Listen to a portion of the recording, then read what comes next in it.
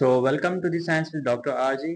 जैसे कि last lecture में हमने सेकंड नंबर चैप्टर को कंप्लीट कर दिया था, तो आज हम चैप्टर नंबर 3 पर आएंगे जिसका नाम है बायोडाइवर्सिटी। देखिए, बायोडाइवर्सिटी जो है ये दो अल्फाज से बना हुआ है। ठीक है, एक है हमारा बायो और दूसरा वर्ड है डाइवर्सिटी। बायो का मतलब होता है लाइफ, ठीक है, और डाइवर्सिटी का मतलब होता है वेरिएशन। इसका मतलब है कि जो स्पीशीज इस धरती पर मौजूद है, उस स्पीशीज के जो मेंबर्स हैं, उन मेंबर्स के बीच में या इस अर्थ पर जितनी भी स्पीशीज मौजूद हैं ऑर्गेनिज्म की, उनके बीच में जो वेरिएशन है, उस वेरिएशन की डिग्री को हम क्या कहते हैं? बायोडाइवर्सिटी। फॉर एग्जाम्पल, अगर हम कहें हमें पिजन की स्पेशी लेते हैं और दूसरी हम पैरोट की स्पेशी लेते हैं, उन दोनों को कंपेयर करते हैं। ठीक है, इनमें जो जो वेरिएशन है उसको हम क्या कहेंगे? बायोडाइवर्सिटी। इस बायोडाइवर्सिटी का मतलब होता है कि जो भी ऑर्गेनिज्म इस धरती पर मौजूद है सब सेम नहीं है, उनमें वेरिएशन है। तो उन वेरिएशन की वजह से उनके बहुत सारे अकसाम बनते हैं। फॉर एग्जाम्पल एनिमल्स, एनिमल के बहुत सारे टाइप्स हैं। ठीक है, और प्लांट में आ जाएं तो उनके अंदर भी वेरिएशन है, उनके भी टाइप हैं।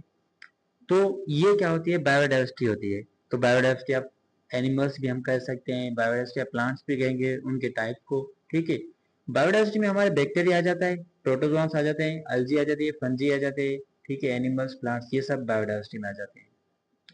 अच्छा, बायोडाइवर्सिटी की इंपॉर्टेंस क्या है? बायोडाइवर्सिटी से हमें बहुत सारी चीजें मिलती हैं। फॉर एग्जाम्पल, हमें फाइबर मिलता है। फाइबर की मदद से हम क्या बनाते हैं? क्लॉथ बनाते हैं। ठीक है, काटन, काटन जो प्लांट होता है ना, वहां से हम क्या करते हैं? उसमें से फाइबर बनाते हैं।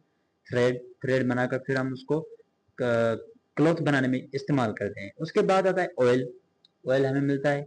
ठीक है, जैसे मस्टर्ड प्लांट पड़ा था, तो उसका जो सीड होता है उसमें से हम ऑयल निकालते हैं। डाइज, कलर्स, काफी सारे कलर्स जो होते हैं, पेंटिंग करते हैं, जो पेंटिंग के लिए यूज होते हैं, वो हमें प्लांट से ही मिलते हैं। ठीक है, रबर, रबर जो होता है वो भी हमें बायोडाइवर्सिटी से मिलता है। ठीक। अच्छा, वाटर, टिम्बर, ये चीजें हमें वहां से मिलती हैं। पेपर, पेपर जो हम जिस पर लिखते हैं, ये भी हमें इन्हीं से मिलता है। सेलुलोज का बना होता है, प्लांट से हमें मिलता है। फूड, फूड हमें ऑर्गेनिज्म से मिलता है। फॉर एग्जांपल, एनिमल की बात करें तो एनिमल का हम मीट खाते हैं, काफ़ी एनिमल्स हैं। ठीक है, और जैसे गोट है और बफेलो है, काव है, इन चीज़ों का हम क्या करते हैं? इन एनिमल्स का हम मीट खाते हैं। ठीक है, चिकन हो गई। उसके अलावा हम वेजिटेबल्स खाते हैं। हम क्रॉप की मदद से, मतलब कि जो हमारे कौन से राइस, व्हीट, कॉर्न आ गया, ये सब हम खाते हैं, ये फूड है। ठीक है, ये फूड भी हमें कहाँ से मिलता है? बायोडाइवर्सिटी से मिलता है। बायोडाइवर्सिटी मतलब कि ऑर्गेनिजम्स के अकसाम यहाँ पर मौजूद है, इस धरती पर मौजूद है। और बायोडाइवर्सिटी का दूसरा जो इम्पोर्टेंस है वो ये है कि ये इकोसिस्टम को बैलेंस करता है। मतलब कि न्यूट्रिएंट्स जो भी हैं उनको रिसाइकल करता है। फॉर एग्जाम्पल, और ये पॉल्यूशन को भी रिड्यूस करते हैं। फॉर एग्जाम्पल, कोई भी एनिमल डेड हो जाता है, ठीक है, या प्लांट डेड हो जाता है, वो गिर जाता है जमीन पर, तो उस पर क्या होता है कि बैक्टीरिया और फंजाई आकर उसकी डिकम्पोजिशन करते हैं। तो उसमें से जो भी न्यूट्रिएंट्स निकलते हैं वो उस जमीन के अंदर जाएंगे। फिर प्लांट्स वहां से क्या करेंगे? वो न्यूट्रिएंट्स लेंगे। फिर हम प्लांट्स को फॉर एग्जांपल खाएंगे। फॉर एग्जांपल, हम फिर जब डेड हो जाएंगे तो वही बैक्टीरिया फंजाई हमें ब्रेक डाउन करेंगे, हमारी डिकम्पोजिशन करेंगे।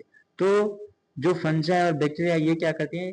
चीजों की डिकम्पोजिशन करते हैं, जिससे हमें न्यूट्रिएंट्स की रिसाइकलिंग मिलती है, और उसके अलावा रिड्यूस होता है क्या? पॉल्यूशन।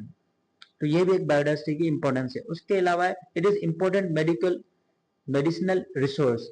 हमें बायोडाइवर्सिटी से 80% जो मेडिसिन होती है वो हमें नेचर से मिलती है। मेडिसिन जो होती है, ड्रग्स जो हम यूज करते हैं ट्रीटमेंट के लिए, वो हम 80% बायोडाइवर्सिटी से, मतलब कि नेचर जो है उससे हासिल करते हैं।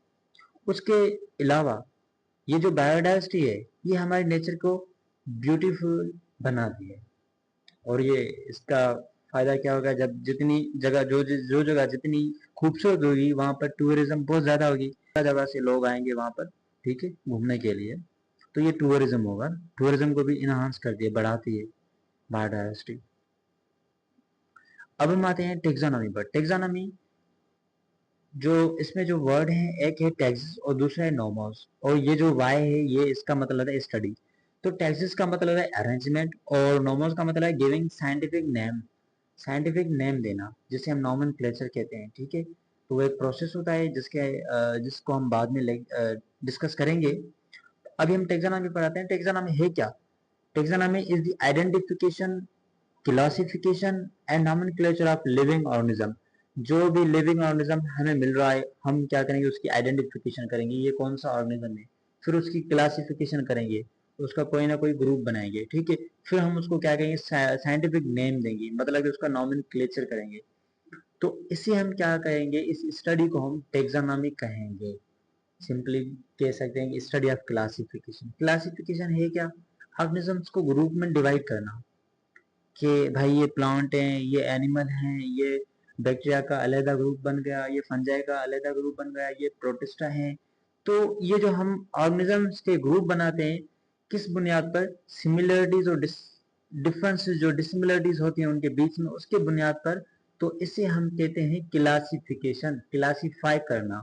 तो इसकी स्टडी को भी हम टेक्सोनॉमी कहते हैं। अच्छा, क्लासिफिकेशन से हमें क्या बेनिफिट मिल रहा है? क्लासिफिकेशन से हमें बेनिफिट मिलता है कि हम स्टडी कर सकते हैं अच्छे तरीके से और ऑर्गेनिज्म को आइडेंटिफाई कर सकते हैं। Thank you so much. Kindly like, share and subscribe my YouTube channel.